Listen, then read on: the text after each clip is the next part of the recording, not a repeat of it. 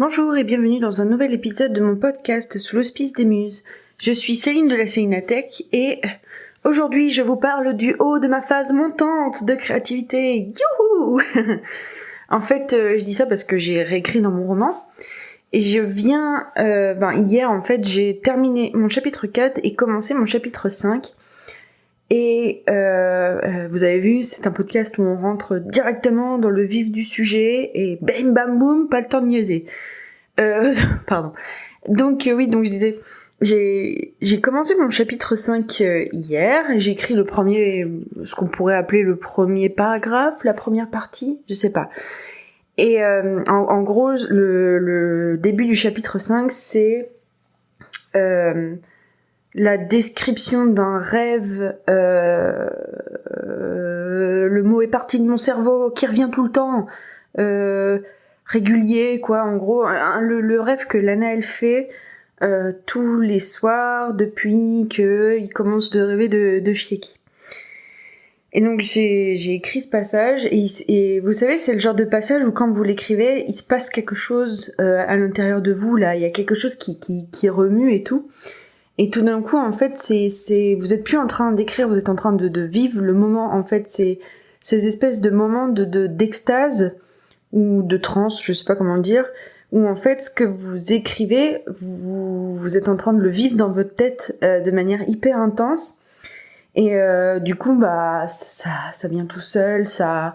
Enfin voilà, c'est moi par exemple, c'est les moments où j'arrive le mieux à faire ce que j'aime dans l'écriture, c'est-à-dire une sorte de poésie en prose.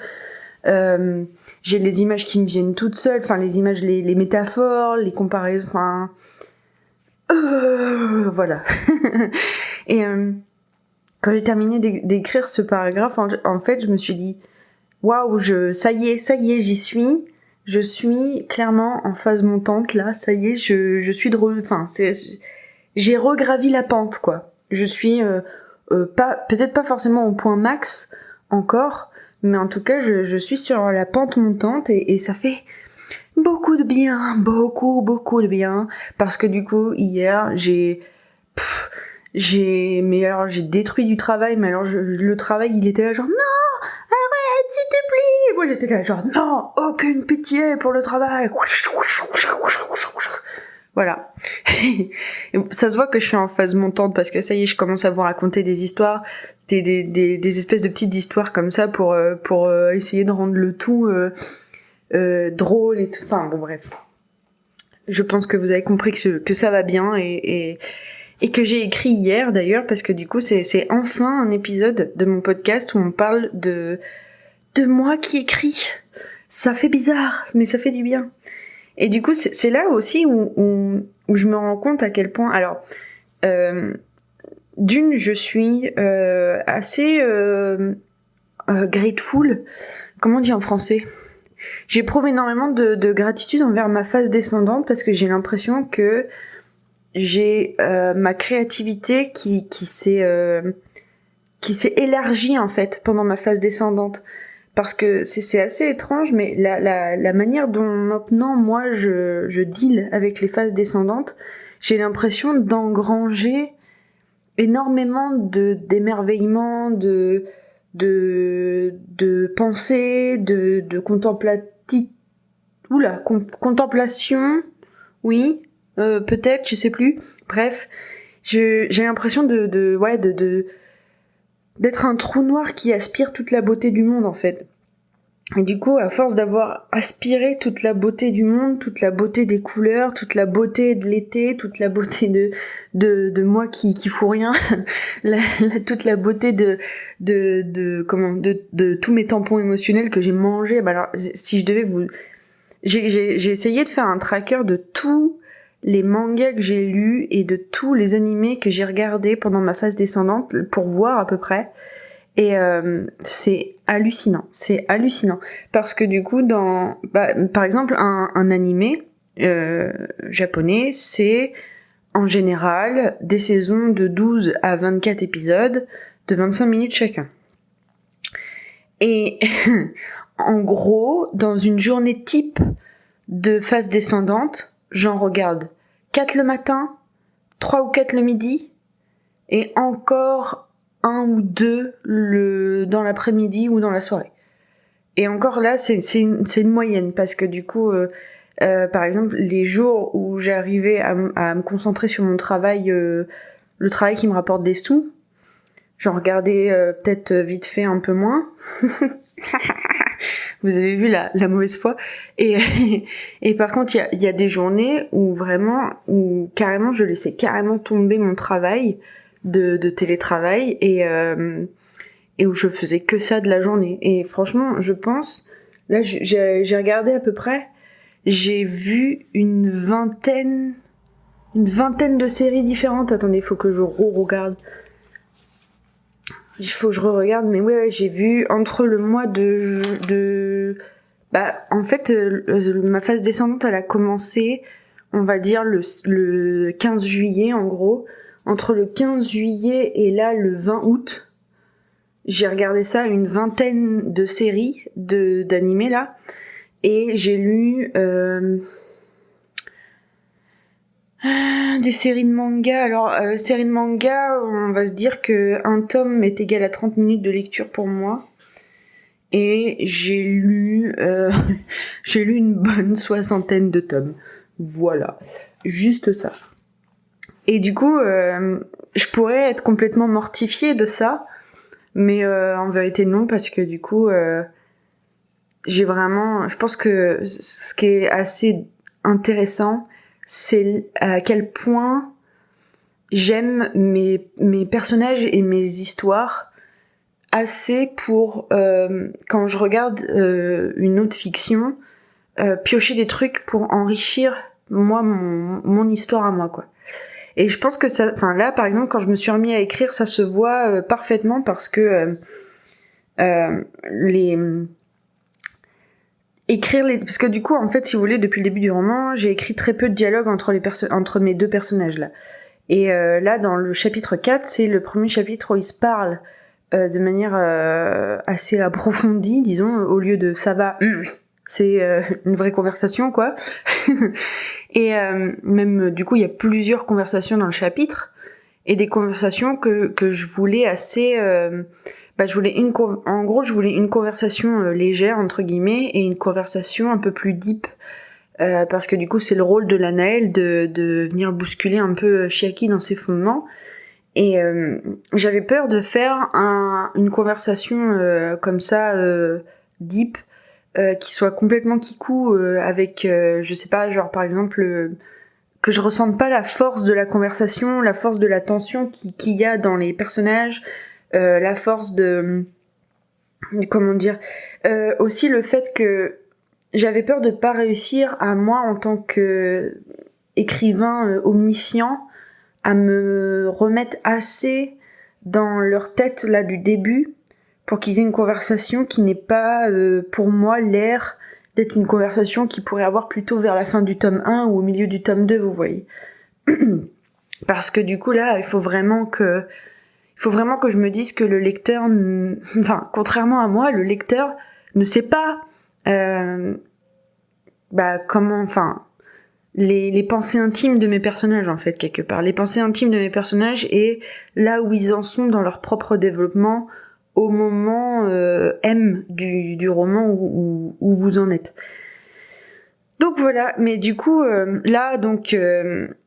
ce que j'ai écrit là, c'était la fin de la conversation, de cette conversation un peu difficile, donc qui clôt le chapitre du coup. Et donc je vais la relire très bientôt.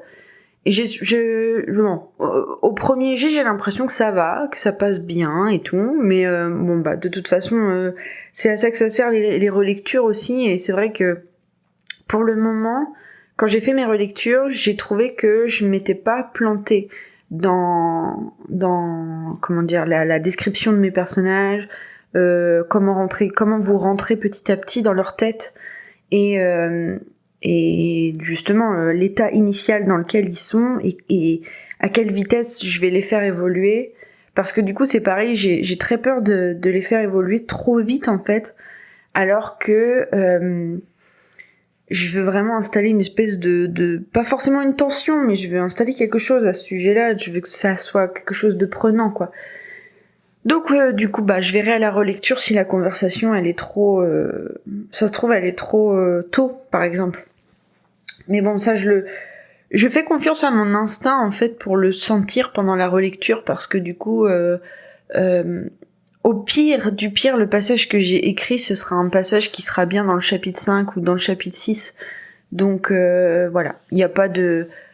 c'est pas grave quoi, il y a rien de grave, tout va bien. Tout va bien. Mais du coup voilà, c'est intéressant de voir qu'en ce moment, enfin là... et vous voyez en fait, je pense que cette préoccupation là de l'état de mes personnages et tout, c'est une préoccupation qui souvent augure des blocages chez moi, parce que c'est une préoccupation sur laquelle j'ai déjà travaillé avant de commencer mon roman, que j'avais développé tout un outil pour faire les embranchements des évolutions des personnages et tout au fur et à mesure de l'histoire, enfin pour suivre justement qu'est-ce que je fais comme évolution, où est-ce que je les emmène, tout ça.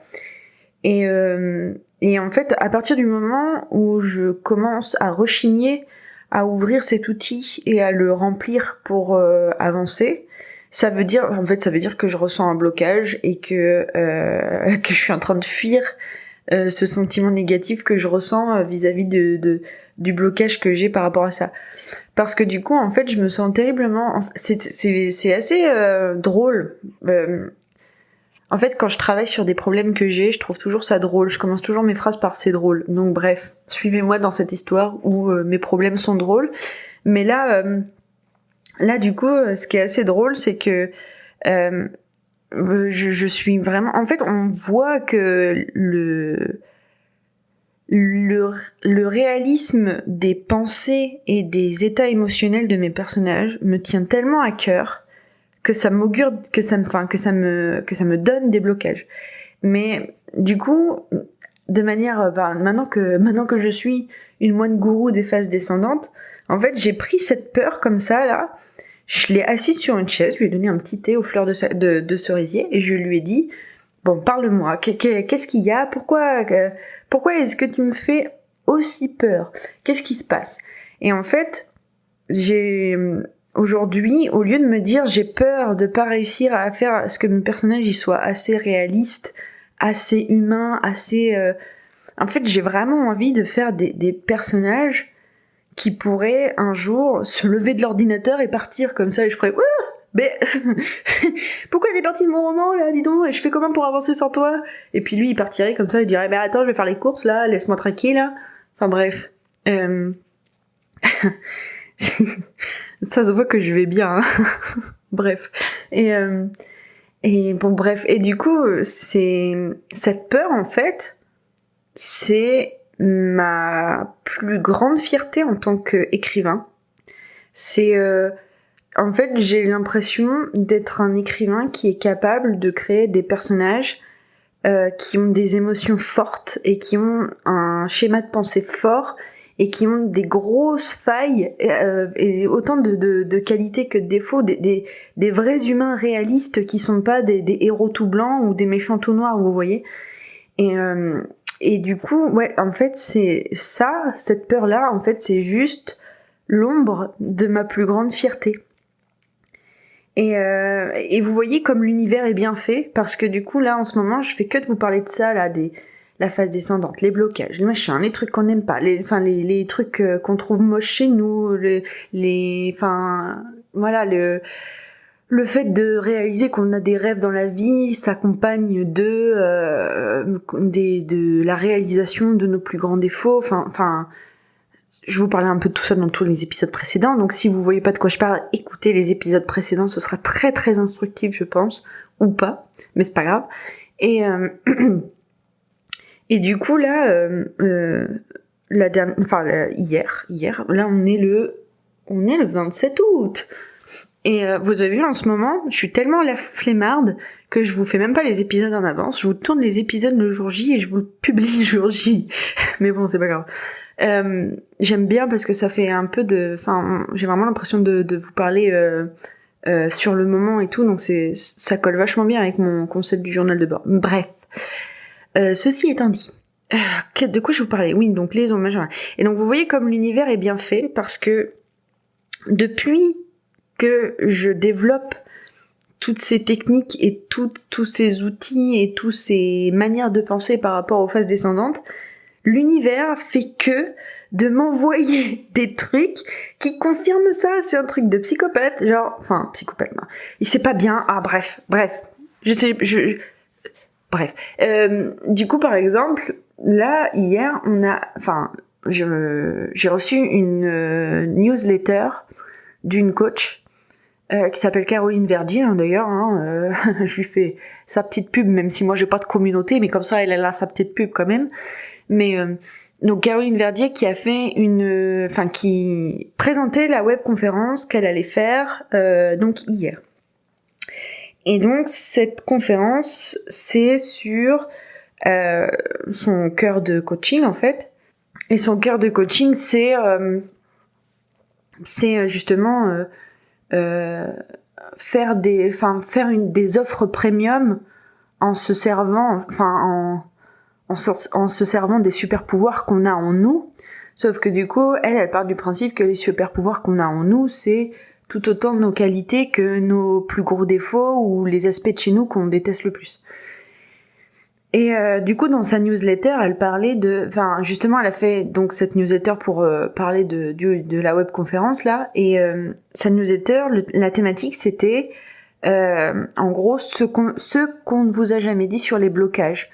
Et du coup, ce qu'on ne vous a jamais dit sur les blocages, c'est que il faut d'abord les aimer avant de vouloir éventuellement les résoudre. Et donc, vous voyez, il y a ça. Après, du coup, il y a des références de bouquins qui m'arrivent sur comment aimer ses ombres. Je sais plus. Je l'ai écrit. Apprivoiser son ombre de Jean Montbourquette. Il a un nom. Je l'aime trop. Bref. Donc vous voyez, en fait, il y a des espèces de biais de confirmation là qui arrêtent pas de me venir dans la face pour me dire ouais, c'est bon, tu fais là tu tiens quelque chose en fait. J'ai vraiment l'impression de tenir quelque chose. Et tout ce cheminement dans le podcast, pour vous dire, donc je vous ai parlé du fait que voilà, j'avais réussi à réécrire dans mon roman, à quel point ça m'a redonné une espèce d'élan de joie et tout, le fait que maintenant des peurs, des blocages, j'arrive à en tirer des fiertés, des trucs comme ça et tout, enfin voilà, nanana, et tout ça pour vous dire que du coup, hier, j'ai enfin été capable d'écrire la page de vente de l'offre en laquelle je crois le plus pour mon business. C'est vraiment, pour moi, c'est mon offre centrale. C'est l'offre, en fait, c'est vraiment l'offre que j'aurais voulu acheter quand j'avais, à partir de mes 14 ans, je pense. À partir de mes 14 ans, j'aurais vraiment voulu acheter cette offre. En plus, c'est une offre qui coûte aussi cher qu'un abonnement à WoW, World of Warcraft. Et du coup, vous voyez, au lieu d'avoir tanné ma mère pour me payer un abonnement à un jeu vidéo, je l'aurais tanné pour me payer un abonnement à une communauté d'écrivains qui veulent partager ensemble ce qu'ils font parce qu'ils sont pas assez patients pour attendre que leurs bouquins soient publiés et qui veulent travailler leur style de différentes manières ou leur manière d'écrire de différentes manières avec des exercices, avec des webinaires et tout ça dans un esprit de communauté, d'émulation et un forum RPG, mais au lieu que le forum RPG il soit basé sur une histoire, une fiction et vous écrivez un personnage et vous le faites interagir mais il bouge jamais, et du coup c'est on fait vraiment bouger les choses, on avance, on n'est pas là que pour écrire des petits trucs comme ça, on est là pour réaliser les projets qui nous semblent si durs à atteindre mais pour lesquels on vit et pour lesquels on est en train de sentir qu'on est en train de s'éteindre parce qu'on n'y arrive pas, on n'y arrive pas. Et moi du coup pour 20 euros, pour 19,99€ par mois, on y va on y va et votre projet, vous vous auto-coachez pour écrire le mot fin, voilà. Ce podcast n'était pas le podcast de vente de mon projet, c'était à la base j'avais pas vraiment prévu d'en parler, mais écoutez, enfin, j'en suis tellement fière que voilà, ça sort, parce que franchement, j'ai l'impression d'avoir trouvé l'idée de ma vie, quoi. C'est un truc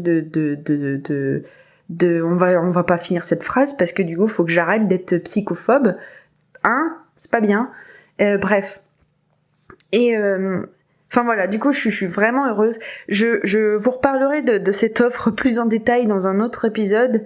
Là, pour le moment, il me manque juste à commencer à construire la plateforme sur laquelle je vais vous accueillir avec cette offre et trouver en gros voilà les modalités d'inscription, les modalités de paiement, les modalités de tout ça, les trucs techniques chiants là, vous savez, qui cassent les pieds.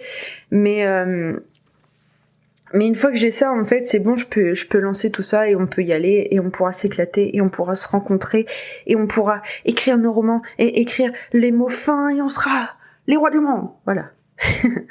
Allez, merci de m'avoir suivi jusque-là. Pour une fois, je me sens d'humeur à vous dire. Je vous fais des gros bisous, alors que je déteste les contacts physiques, mais je vous fais des gros bisous.